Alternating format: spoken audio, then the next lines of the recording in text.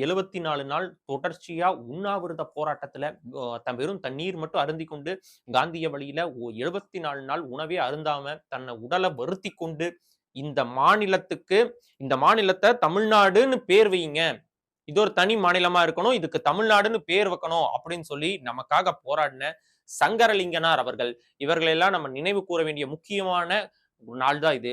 இந்த நாள் வந்து எவ்வளவு முக்கியம் அப்படின்னு சொல்ல போனீங்க அப்படின்னா, இன்னைக்கு நம்ம தமிழர்கள் சந்திச்சுக்கிட்டு இருக்கக்கூடிய பல முக்கியமான ஒரு உரிமை போராட்டமாகட்டும், இல்ல நில மீட்பு போராட்டமாகட்டும், எல்லாத்துக்கும் அடிப்படையா அடித்தளம் அமைச்சு கொடுத்தவங்க இந்த முன்னோர்கள் தான்.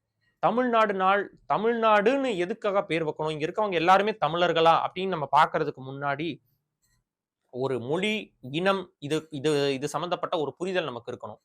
ஒரு இனம்னா நம்ம எத சொல்லுவோம் அப்படின்னா, ஒரு மொழி பேசக்கூடிய மக்கள் ஒரே இடத்துல ஒண்ணா சேர்ந்து வாழும்போது